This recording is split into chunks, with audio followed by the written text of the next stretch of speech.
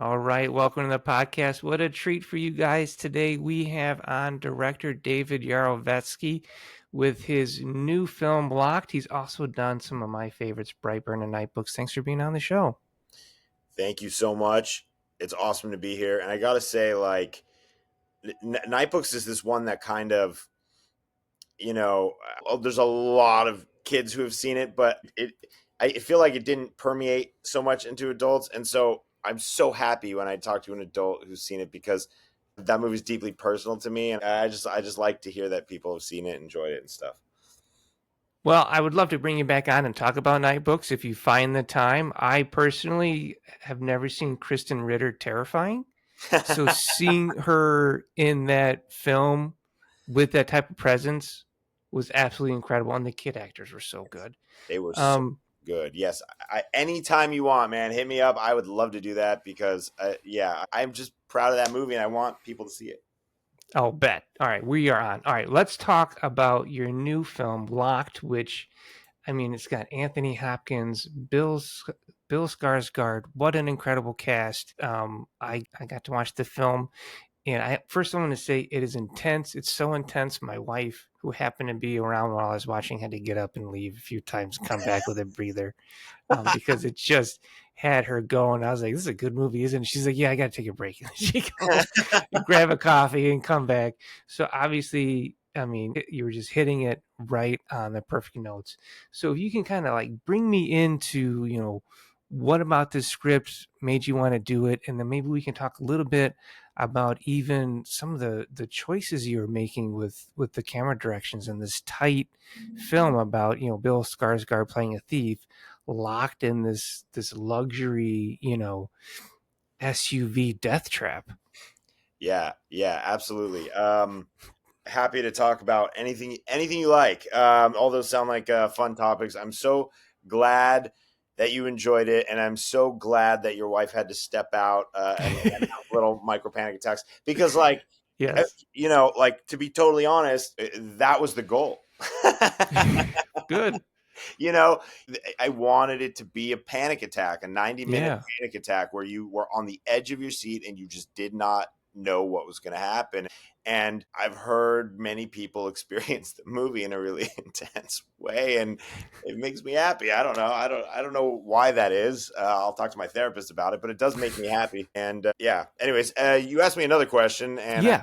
I got so happy about your wife having a panic attack that I forgot what it was.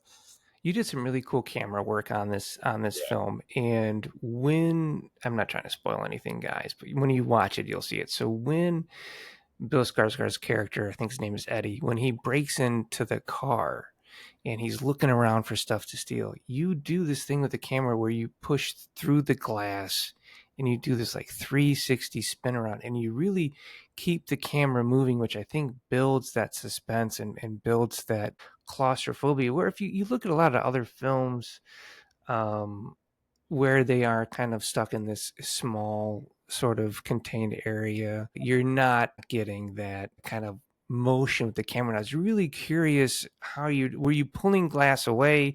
Did you just have a separate set, or did you CG the glass in there? Because that's fascinating. Okay. It's a great question, and I love talking about this. And I got to say, just before I even get into how we did it, how we pulled it off, and all of that, I want to say we shot the movie in 19 days. Wow, that's fast. This is an indie movie, and we were tight on budget. And reason why I set that stage like that is because the ambition of that shot was so high that was the Cool. scariest day on set I've ever had. Really? And it was because we did it for real. I'll explain to you how we did it, but Okay. just know that it's real. We did not paint half the car in CG or something like that. It's real, and as a result, it was Wow. very hard to do, and it took many takes and tweaking it and trying again, tweaking it and trying it. We spent an entire day on the shot, and halfway through the day, my first AD came and whispered in my ear because he didn't want anyone else to hear our little side conversation, and he said, I'm not sure it's going to happen. Oh no. Start finding another way out of this scene. And I went over to my DP, who is like a brother. I mean, we go back forever, and I'm like, yo, it's not working. You know, can we just, when everyone goes to lunch, can we just like just stay and just talk through some stuff and see if we Yeah. can work some stuff out? He's like, sure. They call lunch, and me and Mike start talking, and Bill's like, I'm not leaving. I'm staying right here. And Really? I'm like, okay, so it's the three of us. The crew's like, wait, you three are staying? Crew's like, we're not leaving.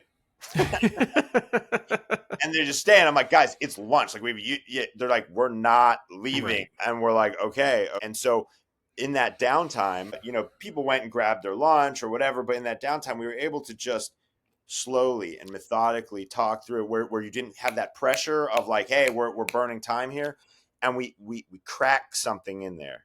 And when lunch was over, we got real close. And I looked at the first AD and I'm like, we're fucking getting this shot. It's That's so gonna awesome. happen. And it took many more takes. It took many more takes, and it took me. I felt probably like your wife felt watching it, Yeah. But when we got it, the crew made a noise that it would just live in my brain forever. It was just jubilant. It was cheers, And, the end of the day, this guy, someone from the lighting team came over to me, and he was like, hey, I've been working in this industry 20 years. I've never got to be a part of a shot like that. I'm so happy that I was able to be a shot like that. And then for the rest of the shooting time, many people said something very similar to me. And I knew we had done something. When we were planning it, it felt special, but I Yeah. didn't realize how special it was. And James Gunn is obviously like a mentor of Of mine, not course. just Yeah. producer of Brightburn, and he sends me his movies like very early on, and I watch for notes, and he returns the favor to me. So he was in the very first round of showing people, and he watched the movie, gave me his notes, which were crazy helpful and just brilliant because he's brilliant. And then he said, but I got to know how you did that shot. And I said, you don't know how I did that shot? And he's like, I was watching that shot going, how's he doing this shot?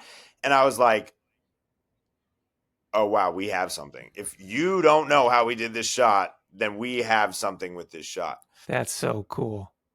Because it looks like a oneer. It is a It, one. see, that's what threw me off. Was I see stitching it together? It blew my mind. That's so cool. So when I met our production designer, Grant Armstrong, what we started talking about was he worked on Gravity as an art director. Oh And, wow. yeah, and what he said was the sets in Gravity were very tiny, so there was a claustrophobia to those sets, and practical problems with shooting inside them, similar to what we were going to run into. And so what they did on that was they like developed this idea where they would build the pods from Gravity right on platforms. Okay. So it's like a raised platform, and embedded in the platform are rails, like slide rails, and the set could just explode out in pieces Oh from my any of those god. rails. That is Okay. incredible. So when it comes together, it's the set, and you can take away any of the parts you want very simply, sliding it back and forth like this. And so what we did was we just simply, as the camera would circle the car, one piece would slide away. That's And so then as cool. it left that area, it would slide to the next one, and this would return so that you wouldn't see it happen. And Yeah. we would just do that as it's orbiting over and over. So there's teams of people pulling, sliding Yeah. parts of it away and replacing it in this seamless sort of way. Now, the first part, so I should say we It's did all of innovative. the inside for real. The trick Hmm. going through the glass is obviously Yeah. yeah, possible. So we were on location. We shot the drone end part of the shot and the like slide in first part of the shot. But the bulk of that, the thing you're talking about, that you're like, wow, Yeah. how is this happening? Yeah, we did that as one shot, and like when we were planning it, the visual effects supervisor looked at me and he went, I don't know, guys. Like we don't have the money to fix this. If you don't nail it, if you see off the car, if you see off the set, like I don't have the budget to paint it back in. We can't Yeah. afford it. So you got to get it. And yeah, we got it. We got it. Listening to this, I just appreciate how the sausage is made. I mean, it is so cool. So Bill Skarsgård refused to leave the set during that pivotal scene. Talk to me about working with him. I mean, he's not afraid to do indie films. He's done huge films, but he's not afraid to get into those indie films and play. Yeah. So did you have him in mind from the get-go? Was he already attached to it?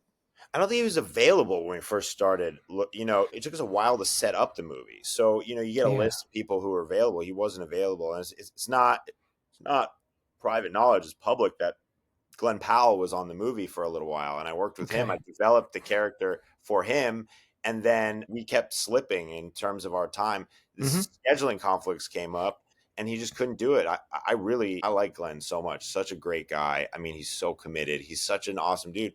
So when he fell out, um, um, I got a new list of people who were available, and Bill's name was on there, and I'm like, we got to go to Bill. Like, that's amazing. I can't believe I can't believe he's available. Like, is And this a even? totally different approach to the character too, I'm sure. Yeah. Yes, absolutely. Then once Bill was on, I met him. I felt like his energy. I saw a side of him. I saw a piece in him, and I was like, that's a thread I can pull and I love that. design something that will feel real in his skin, And so, yeah, that's what we did. We talked a lot about like good times and stuff, like we wanted him to be able to have like been a character somewhere along the way in good times, and That's so funny. Um, well, how about with wait, this is what I was yeah, going to say. please. This is what I was going to say. Sure. I'm going to tell you something about Bill, and I'm going to speak to Bill's his acting and all of that is incredible. But I'm going to compliment something even sort of in that space, but outside of it. So before Bill even arrived, I worked with one of the producers and Mike. I wanted to work out the shot. I didn't want to do that in front of Bill. I wanted to like know Yeah. where we were going to be and all of that. So one of the producers was like Bill, and my cinematographers, obviously the camera, and my first AD would be the people who are walking around in the background, and we just had like a little iPhone, and we're just trying to get the shot, trying to work out each beat. We create zones, zone 1, 2, 3, 4, 5, 6, 7, one, or I think it was 8 zones, right? What's happening in each zone, each Okay. rotation. So it'd be like 1, 2, 1, 3, first rotation, zone 3, first. So it was a confusing nightmare of like what's going to happen when, and Bill had to hit all of these marks Oh incredibly wow. precisely. So it took us days to figure everything out, to work it out, to remember, to be able to pull it off, like to remember how it played out. And we actually had to have the first AD calling things out to help remind us because there were so many things happening in the shot at the same time. Then Bill showed up and we were ready for him and we brought him into it and we talked him through it. We showed him the shot and he's like, let's try one.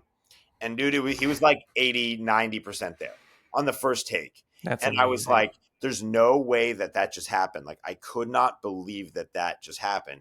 And I stayed up at night thinking like he just saw it once. Like he saw it once. I just told him and then he did it.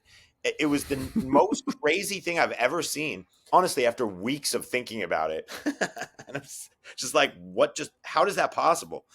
I realized that on the stuff he did and playing Pennywise, the stuff he did in Nosferatu, For sure. like it's so physically demanding, and there was so much physicality to those roles that I started to go, oh my god, he's just next when it comes to the physical understanding of his placement and where he's at. He's so refined, like it's just second nature to him in a way that I've never seen before. He's a remarkable talent. So getting him and then Anthony Hopkins in this film, It was getting to crazy. play off of each other had to be amazing from your perspective. It was crazy. It was crazy. Yeah, and I guess I should say the day. I'm trying to speak in a spoiler-free way. That's what the pause is. Sure, of course. The day where their sort of confrontation in the car, the crux of Yeah. the confrontation, and it's just they're having this conversation, this back and forth, and I felt like I was conducting an orchestra of insanity. I felt like I felt like the wheels came off the bus and we were in crazy town. I mean, it felt insane. Like it felt like magic in a bottle. Like it was another day that the set was like buzzing. My wife, Yeah. the costume designer, was on threads with the crew, and she would show me some of the things people were texting each other, and was like, "I can't believe I'm watching Pennywise and Hannibal Lecter go I at it." know, right? Yeah, and it's just it was So insane. cool. It was insane, and like, and they would do these takes, and I would hold my breath, like, what am I watching? And then I'd go in there and I'd be like, you know what? Push him. And Anthony Hopkins would call me every day for like a month at night. Like for like an hour or two, we would Yeah. talk. He'd talk to me as William sometimes, and I'm Eddie, and he would Really? taunt me, and he would rant about, you know, all the shit William think. You know, he would just talk at me sometimes and stuff. And in those conversations, just riffing, he would say these things that were like brilliant. You know, I mean, like brilliant. And so when we're there on the day, I'd go to him and I'd be like, you know, when you were talking to me last week, you said your whole generation sucks. You know that? And it made me laugh so hard when he said it. I was like, that is the most William shit I've ever heard. So I was like, tell That's awesome. on action, tell him his whole generation sucks. And he's like, all right, I will. And I, you know, just kept encouraging him to push. And then I'd go to Bill and I'd go, "You're gonna let an dying old man talk to you like that? Like, you know, like, oh, you're goading him, like fucking, you know." I was just instigating them and egging them on. It was the most fun I've ever had on set. It's just one of those days you can never recreate. It just there was lightning in a bottle on that day. I think I watched that scene, and I feel fortunate to have been in the room when that scene was made, let alone the conductor or the orchestra. You know. Being the guy. There's so many times when I'll watch a film and I'll have a big actor like him in it, but you can tell they're just there. They're going through the motions.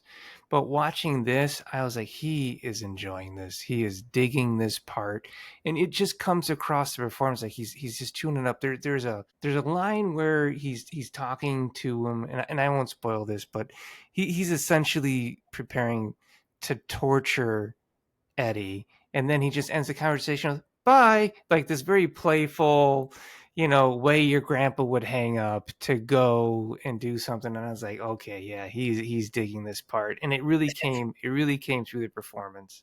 Yeah, he's a blast in this movie, and he is like, you know, he's not Hannibal. I mean, he has the like malicious darkness of Hannibal, but he's not Hannibal. He's a Yeah, dying old man who's got a few months left to live and is just unhinged. He doesn't need to follow society's rules anymore because there's no punishment.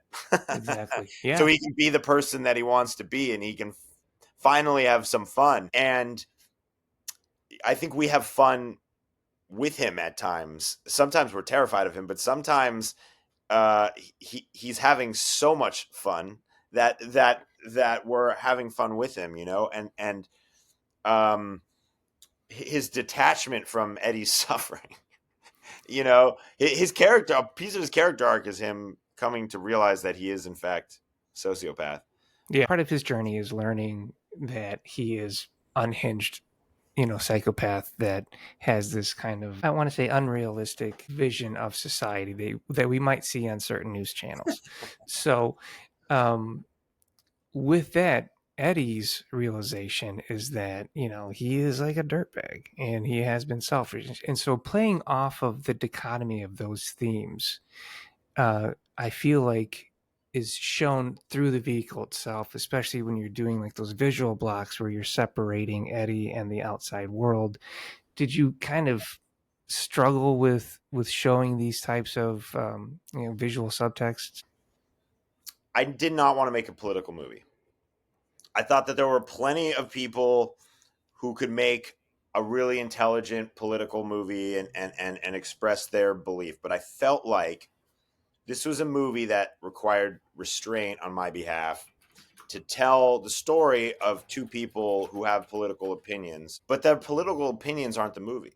And Yeah, I think it's almost impossible to write realistic three-dimensional characters in 2025 and not be able to know what their political alignment is to some degree, because It politics makes have sense. infected every aspect of our Yeah. life.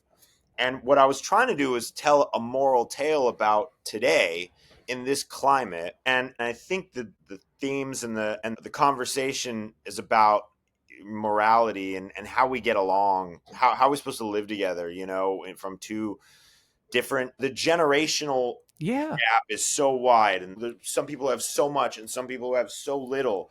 It's like you're living in alternate dimensions but occupying the same Yeah. space sometimes. And something I wanted to do with the movie was, there's a rough part of, like I don't know if you're familiar with Vancouver at all, but Hastings Street is like, it's a rough area. And there's the drug problem there is rough. It's like Skid Row in Canada essentially. But I don't know which one's worse, but I mean, it's difficult. There's a lot of people suffering there, but at the same time, what makes it unique is the condos and the apartments around there are quite expensive, and it's actually a hip part of town. They're extremely expensive, fancy restaurants around there where you have to sometimes like step over an unconscious person with a needle Oh, sticking out wow. to have like a really nice meal. And I was like, that's the world this movie takes place in. That is the moral question. Amazing. What is the morality around this, and what's our responsibility to each other, and how do we talk to each other, or how do we cope with that or deal with that? And so that is where we shot the movie, because that is, to me, where I don't know. No, I mean, I think it says a lot of truth, about the world that we live in right now. And it might kind of reminded me of sitting down and having those uncomfortable conversation with your parents when you're just trying to hang out. But Yes. this one happens to be in a torture vehicle. Yes. So, um, I the just want to say, I happen to yeah, love, like, this movie is a fun thrill ride. It's a panic attack. You know what I mean? It's it is. it's not a movie that when you see it, you expect the director, when he's talking about it, to be like, I was chasing the truth of the moment, and I was, looking at societal, socioeconomic issues, which, like, it doesn't feel like that. But my favorite thing in the world are like things that feel pop, that feel Yeah. fun and inviting, and just entertainment. And if you pull up the layers, you see how much thought and depth went into everything. That's why And you this is a good movie. This is not pretentious. This is not a pretentious film. this And is this and is not I want to bring, this is entertaining. It's fun. It's suspenseful. It's a thriller, and it will grab you. And it might hold you the whole film, like especially if your wife is there and she needs a coffee. like internally, there is, in myself, there is a sort of pretentious film snob, right? There is also someone who has seen every Jackass movie multiple times and like loves those. You know what I'm saying? And so Yeah. I love when something can be just brash and on that level completely work, and then still, you know, you can Yeah. still snip it on Absolutely. parts. It comes out March 21st. I'm excited for you. Congratulations, and I'd Thank love to you. have you come back on. Yeah, well, we're gonna do that about Night Books, because I would love to talk to you Absolutely. about Night Books, man. All right. Thank you. Thank you so much. This was fun.